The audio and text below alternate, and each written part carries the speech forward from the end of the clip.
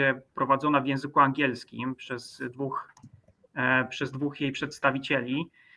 Mam nadzieję, że to nie jest dla Państwa problem. Za chwilę powiem jakby o może kluczowych aspektach tej prezentacji i wtedy będzie nam łatwiej przez nią przejść. Oczywiście na koniec mamy zarezerwowane, prezentacja powinna nam zająć 20, może trochę więcej minut.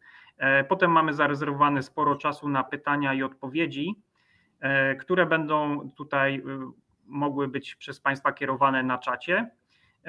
Oczywiście w razie problemów językowych to będziemy się starali pytania przetłumaczyć i w drugą stronę odpowiedzi też trafią do Państwa w języku polskim. Jeśli mają Państwo już teraz jakieś uwagi, to możecie Państwo je zgłosić na czacie. Natomiast ja chciałem pokrótce opowiedzieć o spółce. Tak? Onco Therics Poland SA to jest spółka działająca oczywiście w Polsce. Natomiast Onco Therics, pomysł, technologia wywodzi się z Wielkiej Brytanii. Dzisiaj są z nami dr Roland Kozłowski i pan Stefan Ogrodziński, którzy są twórcami tej spółki i teraz starają się ją, że tak powiem, rozwijać na gruncie polskim. Onco Therics zajmuje się pracą nad bardzo innowacyjnym lekiem, substancją, która wspomaga klasyczne terapie leczenia nowotworów, zarówno radioterapię, chemioterapię, immunoterapię, właśnie w zastosowaniach nowotworowych. Kluczowym terminem, wokół którego dzisiaj będziemy się poruszali w tej prezentacji, to jest hipoksja, czyli niedotlenienie. Ten prolek, nad którym pracuje spółka, z angielska prodrug, to jest właśnie substancja, która ma ułatwiać działanie tych klasycznych terapii w środowisku niedotlenionej komórki. W przypadku nowotworów mamy często właśnie, szczególnie takich nowotworów jak nowotwór prostaty czy nowotwór trzustki, mamy do czynienia z niedotlenieniem komórki. I właśnie w tym przypadku kluczowe jest, żeby w tym środowisku trudnym dla działania tych terapii spróbować bardzo wspomóc ich działanie. Tak? Kiedyś wydawało się, że to dobrze, że nowotwór jest niedotleniony, bo się nie odżywia, tak, nie rozrasta, natomiast obecnie nauka, o czym tu też będzie wspomniane, konkretnie Nagroda Nobla, która została przyznana między innymi za podsumowanie badań w tym zakresie, wydaje się, że czy w zasadzie bardziej istotne jest, żeby komórkę, ten obszar, który jest dotknięty nowotworem, żeby on był jednak dotleniony, tak? Wtedy to sprzyja tej terapii. Także dzisiaj będziemy mówić o zjawisku niedotlenienia, czyli hipoksji, i technologia spółki jest dedykowana na ten moment wspomaganiu terapii nowotworów właśnie trzustki i prostaty głównie, z możliwością aplikacji tej technologii do innych także nowotworów. Wydaje mi się, że to wszystko, co jakby tak generalnie jest Państwu potrzebne do wysłuchania tej prezentacji. Jak mówiłem, ona będzie po angielsku, natomiast w razie potrzeb będziemy, zakładam, mogli wszystko tłumaczyć. Ewentualne uwagi proszę zgłaszać na czacie. Natomiast tak generalnie sesję pytań i odpowiedzi chcielibyśmy przeprowadzić już po zakończeniu tej krótkiej prezentacji. Okay, so gentlemen, the stage is yours. Please, we can start. Dziękuję, Michał. Well, hello, and my name is Stefan Ogrodziński, and I'm the Chief Executive of Onco Therics, and I'm going to spend the next 20 minutes or so outlining what we believe to be a very exciting investment opportunity in Poland.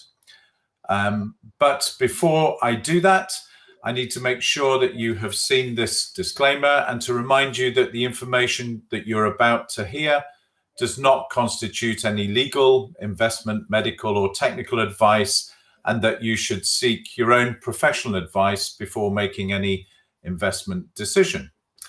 So by way of introduction, let me first hand over to my colleague, Dr. Roland Kozlowski. Over to you, Roland. Dziękuję. Thank you, Stefan. No, ja bym mógł tą prezentację zrobić po polsku, ale żeby trzymać solidarność z kolegą, będę rozmawiał po angielsku. Okay, so to give you a little bit of background, I should start very briefly with myself. So I'm a bio-entrepreneur, and I've had almost 30 years now in the industry, and about 10 years of that time has been working in and around the Polish life science sector. So my experience ranges from being an academic at Oxford. I've been a founder CEO, I've been a venture capitalist, and I've worked for a number of government organizations. So I've seen the industry from all sides. So during my time in Poland over the last decade, where I worked with a number of universities and government organizations and also companies, I saw that certainly within the life sciences and drug discovery, unlike the gaming industry or high tech or fintech, often the quality of the intellectual property was not up to international standards. And this in some ways was a shame, because the country offers great opportunities with respect to infrastructure for moving forward with life science type projects. So during this time, whilst in Poland, I also maintained close links with the UK, Europe, and the US. And I was searching around for intellectual property that I could pick up in another country and somehow bring it to Poland to take it forward within the Polish life science sector. And I came across Stefan, who's like me, a Brit, but with Polish roots. And he was also keen to do something in Poland. So we took the technology and we restructured our UK business in such a way as to prepare, in the end, a Polish vehicle for entry into NewConnect and subsequently onto the main market. So Stefan is a very experienced guy. He certainly knows the industry very well, and with respect to the technology, he is an expert in this particular field. There are two other people which are very important in the team, which aren't here today, and that's Lawrence Patterson, who's actually the medicinal chemist who invented the technology that we're going to be talking about today, and also Paul Smith, who is an expert in terms of tumor biology and everything to do with our technology. So if you ever have any deep scientific questions, they're the guys that can answer them for you. Well, that's really all I've got to say.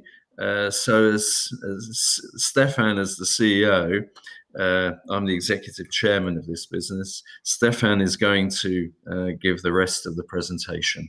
Over to you, Stefan. Thank you very much, Roland. Well, by way of introduction, I suppose it's worth just overviewing the drug discovery process. And this usually starts with some identification of the biological target that you're looking at in the disease, then the development of drugs that are usually screened to hit those targets. And once you've found a few possible drugs out of a really large compendium usually, then you start beginning to test those drugs in biological models, in vitro, in vivo models. And then once your candidates pass that stage, you then start the more formal process of preclinical toxicology. And if you pass that, and get regulatory approval, then into human beings you go with phase 1 clinical trial, which is a safety study. And then if you pass that, onto a phase 2 trial, which looks at the efficacy of the drug, and then phase 3. And if everything goes well, then you can get the drug out onto the market and hopefully doing good for patients. Well, just to demonstrate where we are, we have 2 assets in this drug discovery process. And we are firmly in the development side now of the drugs rather than the discovery side. So our first asset has been through phase 1 clinical trials and has demonstrated excellent safety with very minimal side effects. And our second patented asset is just starting preclinical toxicology, so the formal toxicology process. Both assets are related chemically, and so we believe we have quite a de-risked, advantageous route through to hopefully registration and success with our drugs. And that's what I'm going to talk about now. So Onco Therics' goal is to develop new drugs that target areas in tumors, in cancers, that conventional chemotherapy, immunotherapy, and radiotherapy do not treat. And specifically, our interest concerns the biology of hypoxic, low oxygen, tumor microenvironments and the role that these tumor microenvironments play in the resistance and spread of a whole variety of different cancers. So hypoxia, or low oxygen in tumors, is now widely recognized as a key pan-cancer resistance mechanism. It's taken a long time for it to be recognized, but in 2019, the Nobel Prize for Biology was awarded to pioneering hypoxia researchers who worked out how genes in cancer cells respond when oxygen is depleted and how they survive. And it was really going back into the mid-90s with the discovery of a hypoxia-inducible transcription factor, or HIF for short, which provided the molecular basis to explain how tumors could possibly survive and indeed proliferate in low oxygen conditions, because the prevailing wisdom at the time was that no cells could survive in low oxygen environments. And this was really because there was no obvious mechanism that had been understood for cells enabling them to deal with low oxygen. So how does HIF promote cancer cell survival? Well, normally HIF, this inducible factor, is proteolytically degraded in the presence of oxygen. So that's the normal route that HIF takes in a cell. However, when in the absence of oxygen, this proteolytic degradation pathway is not available. And what the Nobel Prize winners have discovered is that in the absence of oxygen, HIF actually binds to DNA. It forms complexes.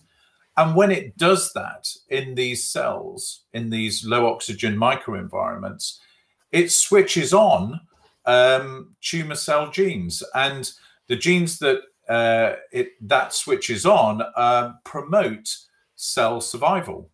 Specifically, these genes include glycolysis genes, that's cell metabolism, notably cell energy production, erythropoiesis, which is the production of red blood cells, and angiogenesis, the generation of new blood vessels. So in low oxygen environments, there is this pathway that is possible now for cells not only to survive, but actually to start building the environment in which they're going to prosper. And this is how some tumor cells can adapt and survive in low oxygen conditions. So in every solid tumor, there are regions that are starved of oxygen. And this happens because as tumor cells divide rapidly, they move away from the blood supply. And as they move away from the blood supply, they create regions of low oxygen because oxygen is supplied by the blood for these cells. Now, most of those cells will die and you get necrotic areas in tumors, but some cells can do what I've just described, and they switch their metabolism and they effectively lie dormant in these hypoxic microenvironments. Now, the problem is that conventional chemotherapy, radiotherapy, and immunotherapy just can't reach these hypoxic microenvironments. And that's because chemotherapy relies and immunotherapy relies upon the blood supply to deliver the drug to the site in the tumor. And radiotherapy relies upon oxygen being present in order for it to work. So in these low oxygen environments in the tumor, they just aren't treated by conventional therapy. And this is a real problem because conventional therapy will treat the parts of the cancer that they can reach. And when the tumor collapses back down, then cells that are in these hypoxic niches suddenly become active again. They come back into contact with the blood supply.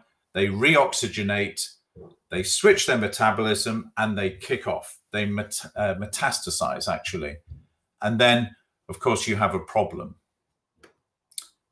So what is our solution?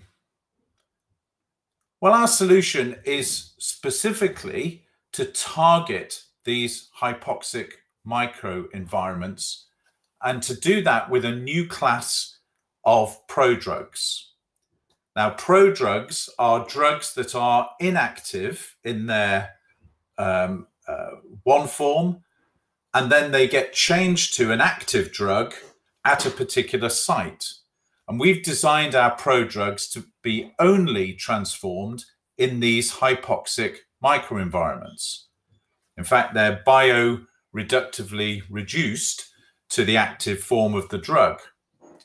And the astonishing thing about our prodrugs is that they are able to reach these hypoxic microenvironments.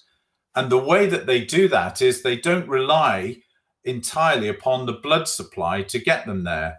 Our drugs can go in between cells and through cells.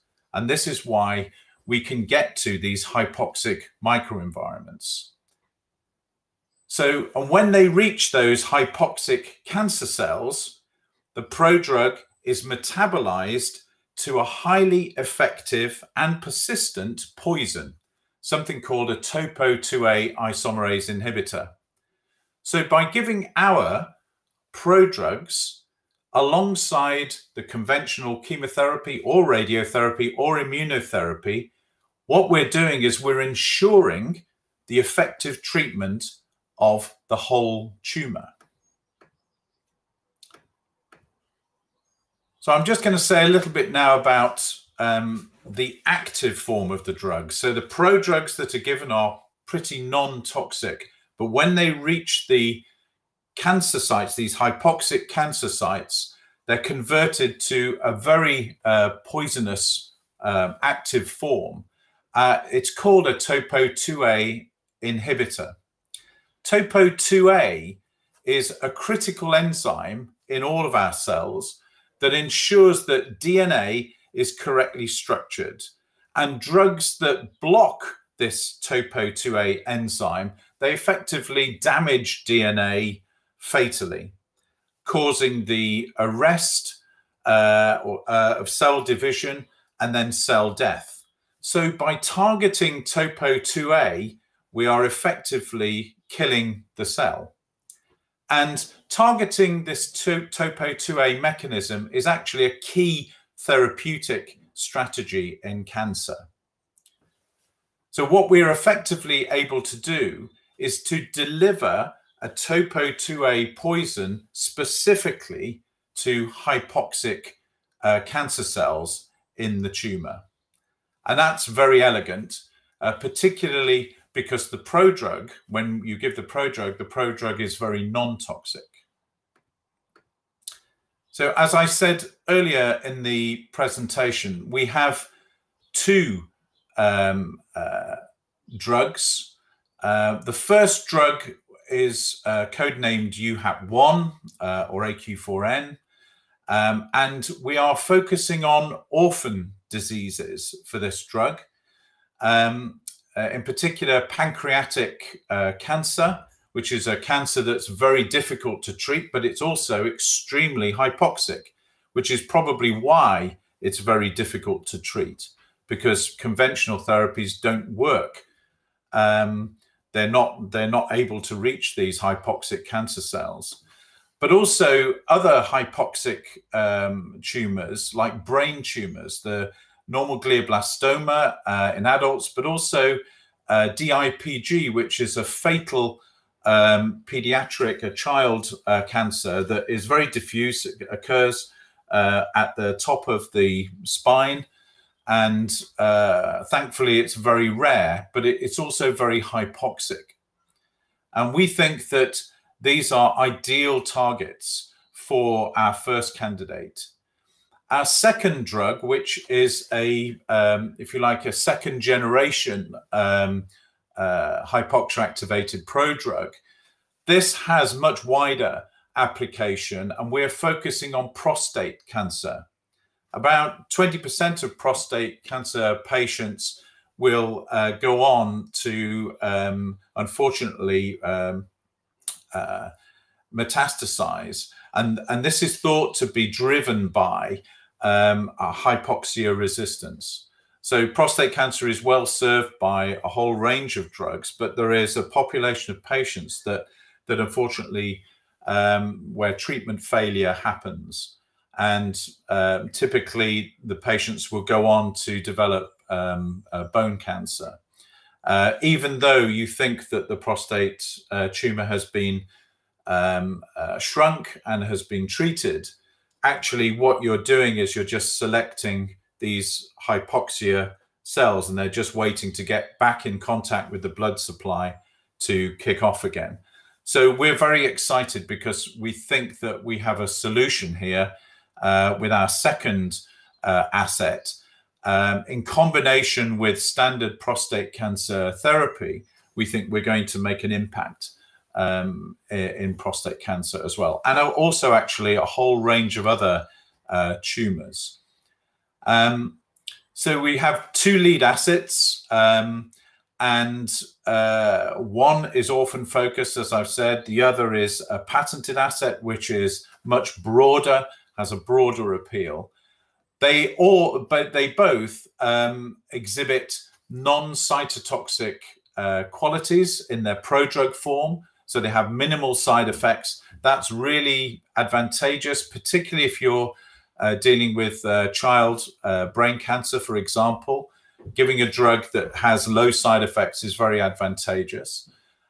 They both have excellent penetration. We have fantastic data to show how our drugs reach these hypoxic microenvironments in a whole variety of different tumor models, and also in humans with our first drug, because it's been through phase 1 clinical trial.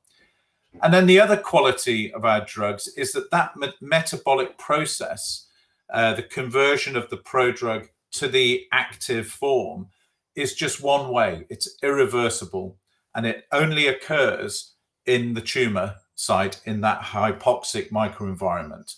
So this allows you therapeutically to give a high dose of drug and to ensure that you get the right therapeutic dose at the site where you want it, in the tumor and in the hypoxic microenvironment. So as I stated with our first drug, which is now ready to enter phase 2, we are taking this drug into a pancreatic cancer trial. And this Kaplan-Meier graph here shows you the very poor prognosis actually for patients who are currently being treated with pancreatic cancer. As you can see with gemcitabine, the patients don't do very well. They do moderately better on FOLFIRINOX, which is a combination of 5 different anti-cancer drugs.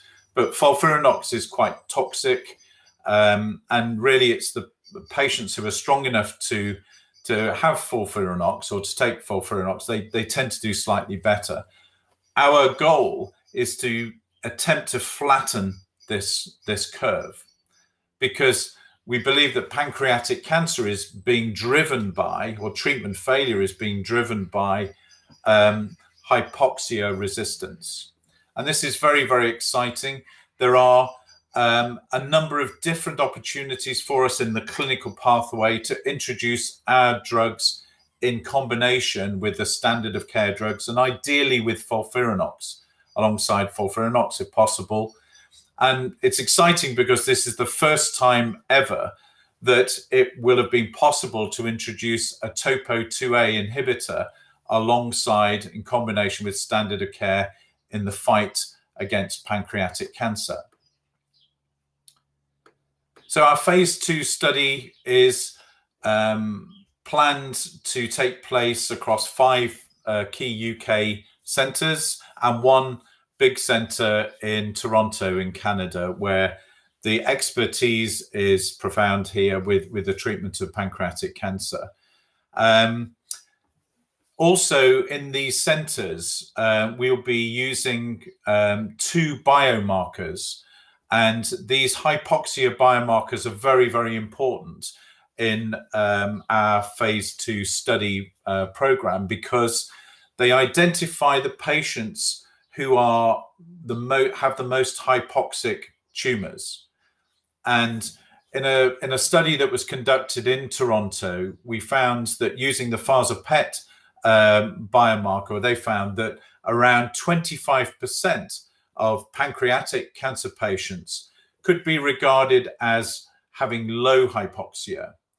So we want to exclude those patients from the trial and only focus on the patients that have tumors that are likely to progress because of hypoxia.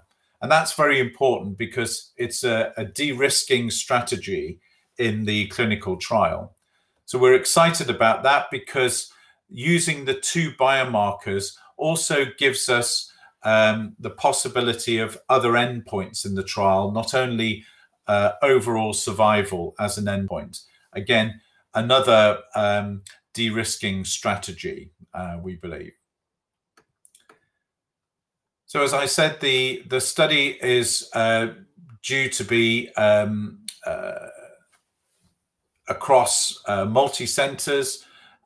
We have multi-readouts planned, including a review of the 2 novel hypoxia biomarkers. And it's important to say that if we are successful and there are early positive signals coming out of this pancreatic cancer study, we're likely to go through fast track through the regulatory process, because pancreatic cancer is one of the most difficult cancers to treat, and there are very poor treatment outcomes currently. So if something is working, then there is a mechanism worldwide actually to expand the trial and to enable that to go through quickly.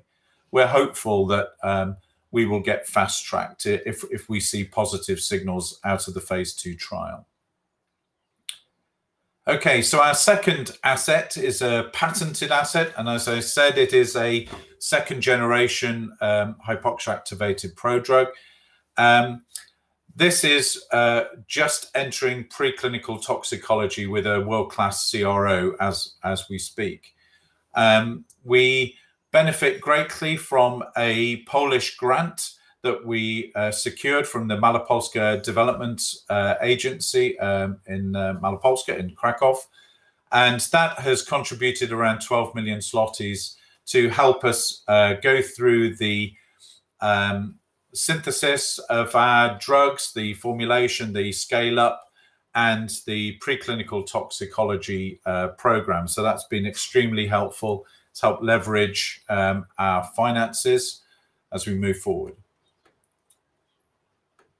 So this is our summary really of our development program. We've already begun and started and produced a non-GMP drug, which actually is being used in the preclinical toxicology program.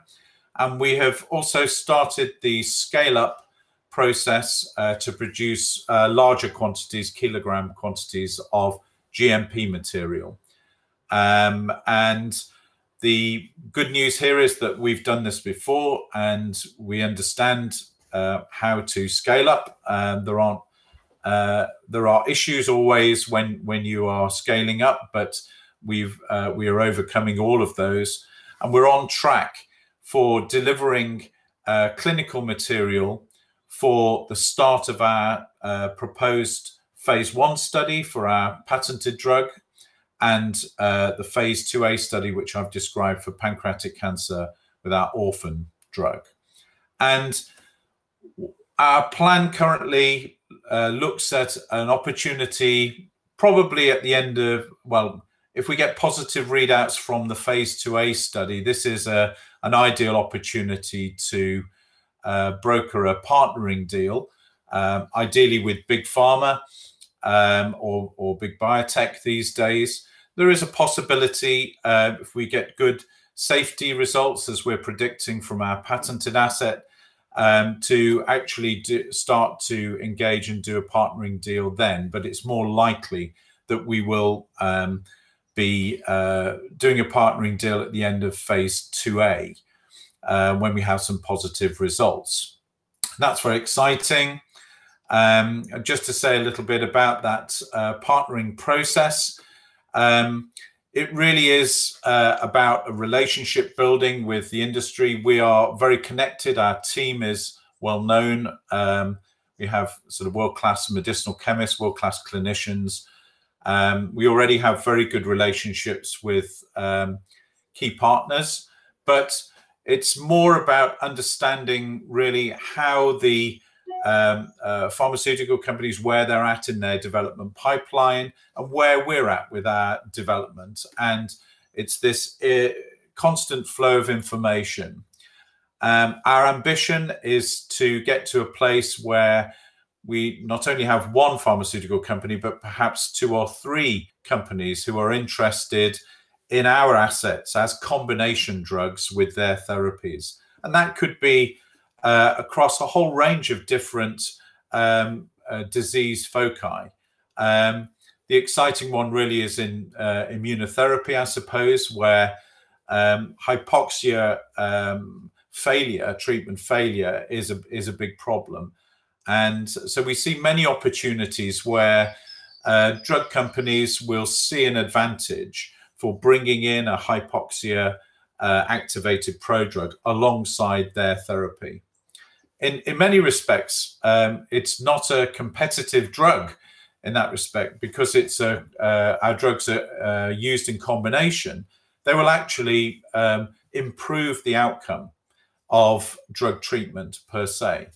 So it's important to state our drugs don't treat the main body of cancers. We are focused entirely on the hypoxic niches that normal therapies can't treat. So the combination should improve drug treatment outcome overall. And in that respect, we see that there are many partnering opportunities available to us moving forward. So let me say something now about the competition and the landscape. Well, a few things have been tried in the war against pancreatic cancer, but unfortunately to date they've all failed. I suppose the notable drug that has more recently been tried was something called ifosfamide, or TH302, which just failed, unfortunately, in phase 3. And the reason that they failed was they didn't use the correct patient stratification strategy. They didn't exclude non-hypoxic patients from the trial, but really no progress has been made over the years. There are 3 candidates that are currently in the race with us. There are 2 biotech companies, and there's 1 world-class UK cancer charity. We know the players involved, and we believe that they are poised with their funding sort of histories to get going into clinical trials. Currently, we are ahead of the game, but we do need to move quickly to maintain that position. So what's our competitive advantage? Well, as I've just stated previously, ifosfamide, other hypoxia-activated prodrugs have been tried out to date, but they've all fallen short. And our drugs, our prodrugs, are very different. They're different in their chemistry, they're different in their molecular targeting, and also in the clinical deployment. And it's the unique combination of this incredible penetration, the irreversible metabolism in the hypoxic cancer cell, and then the persistence of this topo-2A isomerase inhibitor, the poison, which sets our drugs apart from the competition. And this is why we think that we have a fabulous opportunity for combination therapies, particularly in very difficult to treat cancers like pancreatic cancer and brain tumors. So with our prodrugs, the hypoxia conversion is one way.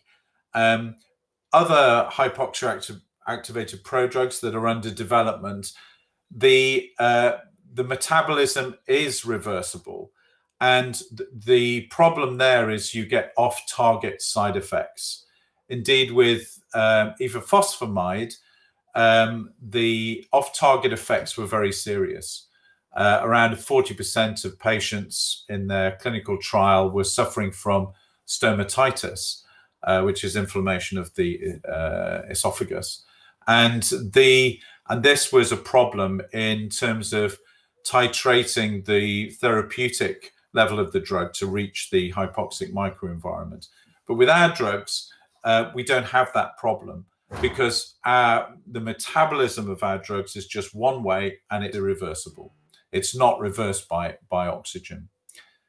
So in short, we think that our unidirectional hypoxia-activated prodrugs are definitely the way forward, and they represent a very new and a very exciting treatment opportunity for a whole variety of cancers. So briefly looking at the market, well, the global oncology drugs market is growing in all of our target areas. And even with the current trend towards immunotherapy, chemotherapy is still forecast to be the highest revenue generating segment, in particular with the Asia Pacific region sort of as the most attractive sort of growth geography. Our drugs, because they're combination drugs, they have very wide application across a whole broad spectrum of cancers, but they will be particularly useful in those tumors that are known to be very hypoxic, tumors like pancreatic cancer, prostate cancer, and glioblastoma. And although prostate cancer is rare and thankfully and difficult to diagnose, difficult to treat, the market value is estimated to be around $5 billion by 2026. And in many respects, it's the ideal target disease for our type of prodrug. So, as I said earlier, we have an excellent management team. We're very well connected in the industry and also in academia and across the clinical space too. And so our team brings together world-class leading expertise in cancer research, clinical drug development, medicinal chemistry, clinical trial design, and management. But we're also very well connected with key institutions, and we have collaborations with world-class academic leaders and also world-class clinical leaders. And it's our relationship with these cutting-edge researchers who understand the role of hypoxia and hypoxia resistance in treatment failures. It's this relationship and this collaboration which we believe is critical to optimizing the chances for successful clinical trial outcomes. So, in summary, we think this is an exciting opportunity. It's about as de-risked, we would suggest, as it probably gets for a drug development play. The combination of novel, first-in-class drug technology, excellent safety and low side effect profile, the ability to select the right patients using hypoxia biomarkers, and a team with a proven track record of success, we believe makes this a compelling investment opportunity. So all I have left to do is to thank you very much for listening. I hope it's been interesting for you and informative, and to say here are our contact details. And back to you, Michał. Thank you. Szanowni Państwo, bardzo dziękujemy. Prezentacja w swojej zasadniczej części dobiegła końca, dlatego zapraszamy do zadawania pytań. Mamy nadzieję na dyskusję.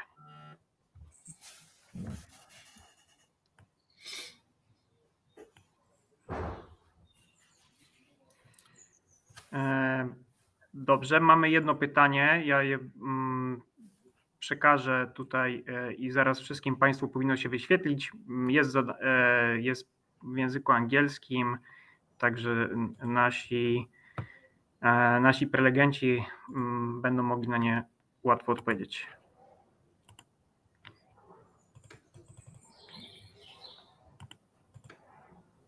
Okay, so dear Stefan and Roland, we have first question on the chat. It's I made it public now. Yeah.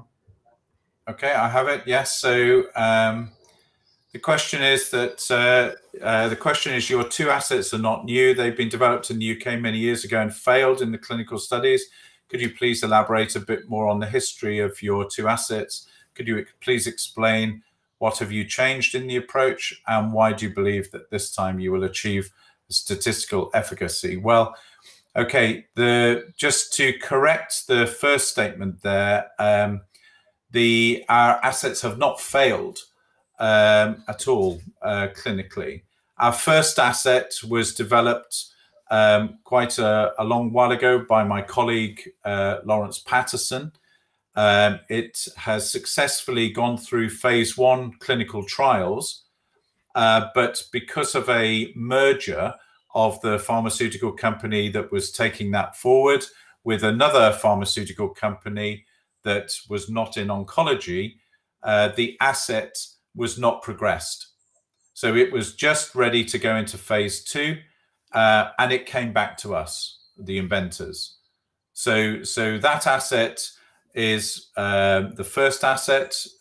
It's demonstrated very good safety. We have some anecdotal evidence that it has worked in esophageal cancer, but I can't tell you that it has given us positive outcomes because we haven't done the phase 2 study just yet. Our second asset is a proprietary drug that we have developed ourselves. And this is a new asset. It's the second generation unidirectional hypoxia activated prodrug. It has it's different to the first one. It's a little bit more effective in terms of its binding at its target site, we believe.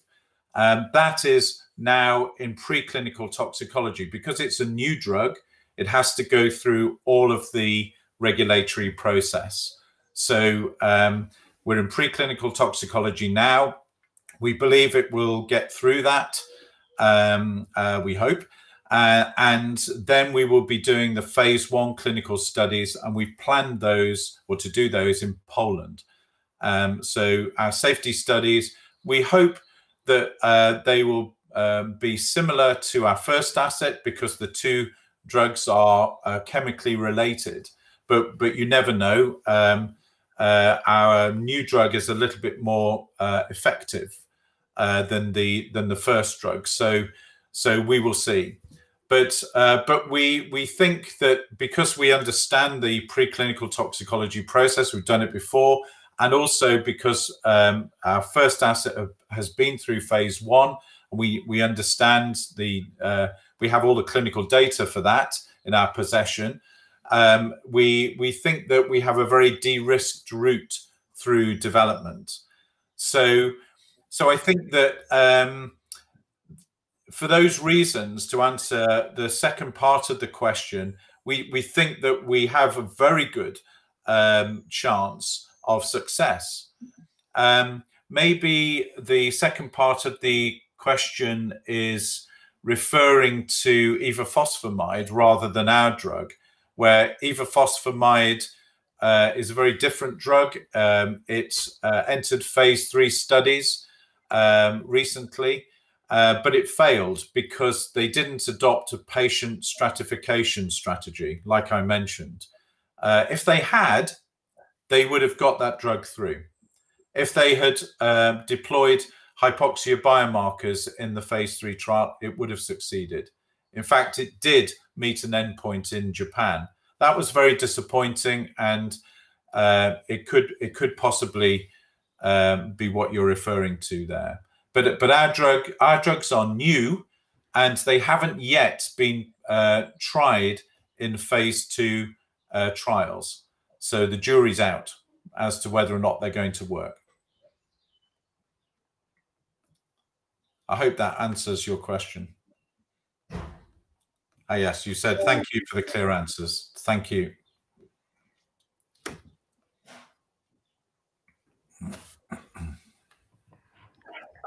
Tak, to pytanie rzeczywiście pojawia się, kiedy spółka przedstawia swoją historię. Natomiast no, tutaj dziękujemy właśnie za wyczerpującą wypowiedź, bo w wyniku tych różnych zawirowań, które miały miejsce z Wielkiej Brytanii i przechodzenia w jakimś sensie z rąk do rąk tego aktywa, tej cząsteczki, sporo się wydarzyło i ta historia może wydawać się nieco skomplikowana.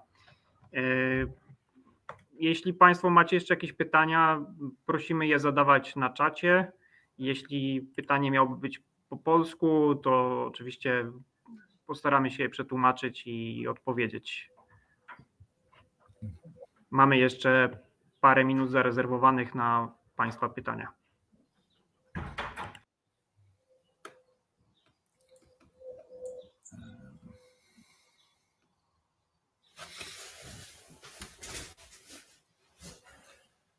Perhaps while we're waiting for questions, Michal, it might be interesting for people to understand why we're doing this in Poland.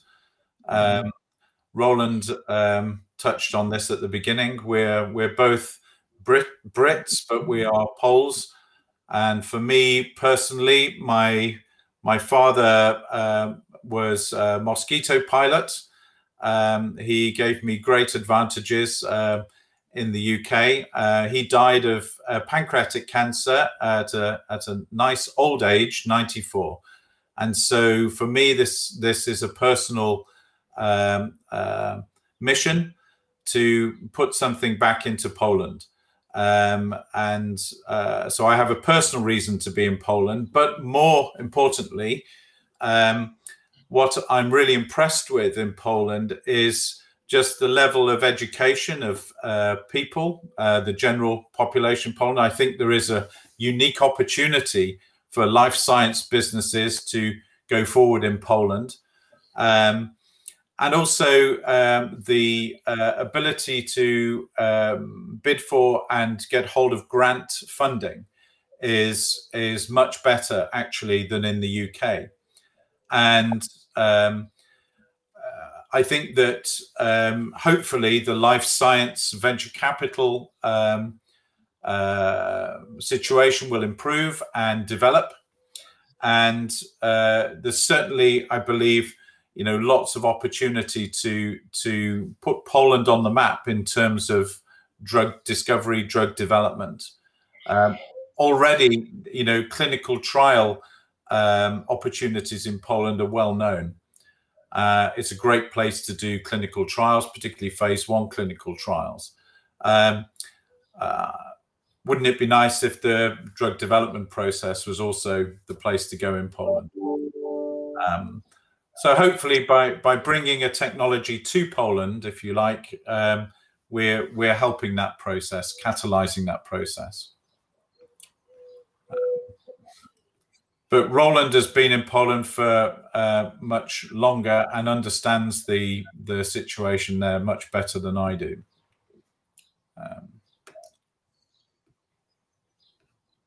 Well, I don't think I've got anything to add at the moment to that. I think you've said everything there is.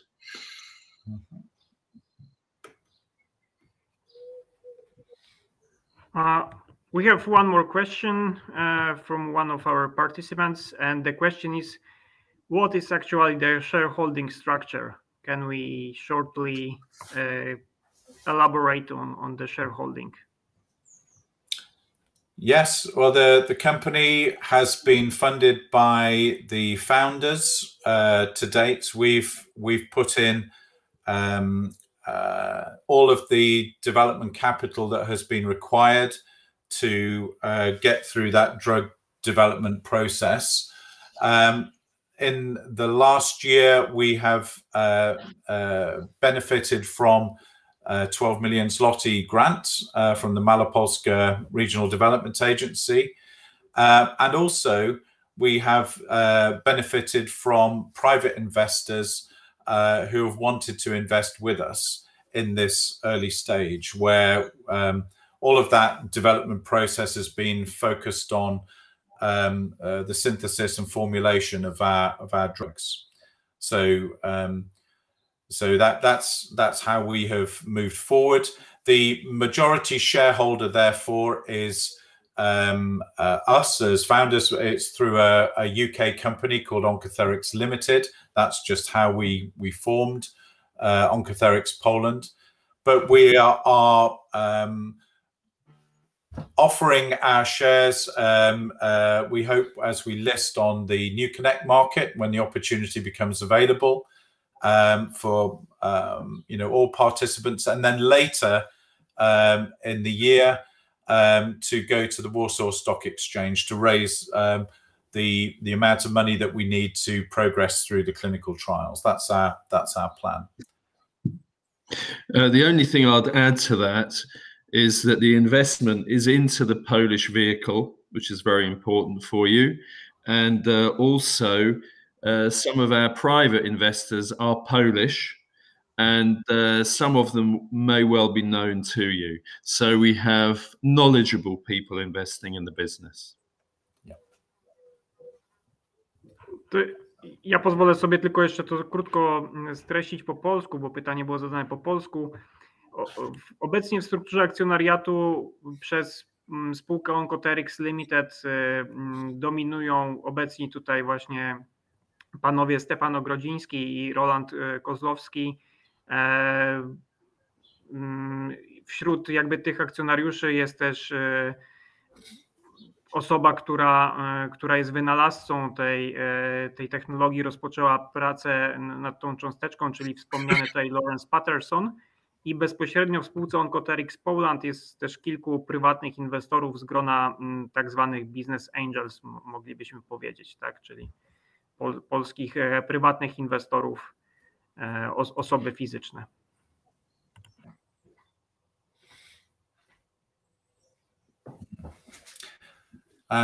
It might be worth also stating that the intellectual property rights, the patent and all of that is contained in a wholly owned subsidiary of the Polish company. So all of the intellectual property rights are owned by the Polish company, which is the investment vehicle.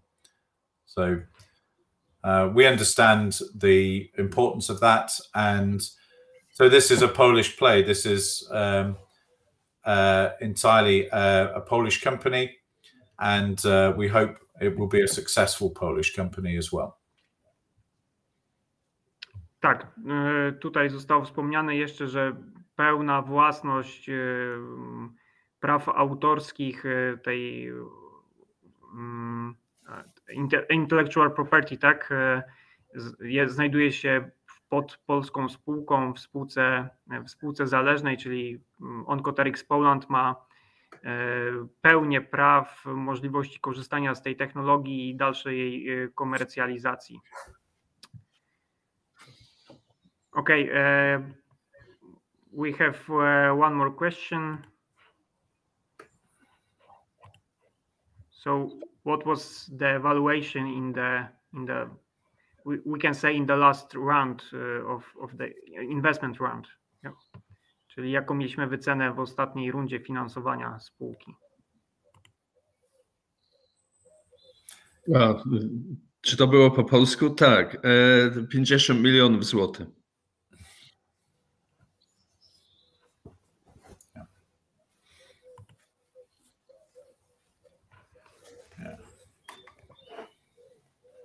Okej. No dobrze, szanowni państwo, nasz czas tutaj przeznaczony na spotkanie powoli dobiega końca, bo musimy przekazać tą pałeczkę dalej. Jeszcze raz bardzo serdecznie wszystkim państwu dziękuję. Zachęcam do kontaktu bezpośrednio ze spółką albo z nami, czyli Navigator Capital. Będziemy wtedy, jeśli państwo byliby zainteresowani bliższym poznaniem tej spółki, dopytaniem jeszcze czegoś poza spotkaniem. Tak jak tu zostało powiedziane, spółka bardzo mocno rozważa wejście na New Connect. Jest przewidziana runda finansowania. Spółka ma w tej chwili zabezpieczony grant na prawie 12 dotacje, tak, na prawie 12 milionów złotych na badania, natomiast no, potrzebny jest też jej wkład własny, także rozważana jest runda finansowania i debiut na New Connect. Jeśli by państwo chcieli poznać bliższe informacje na ten temat, przyjrzeć się spółce, serdecznie zapraszamy do kontaktu. No i na ten moment bardzo państwu jeszcze raz dziękujemy za udział. Thank you very much for the attendance and your questions. And thank you thank you to Stefan and Roland for delivering this presentation to us. Dziękuję bardzo. Dziękuję, do widzenia. Thank you.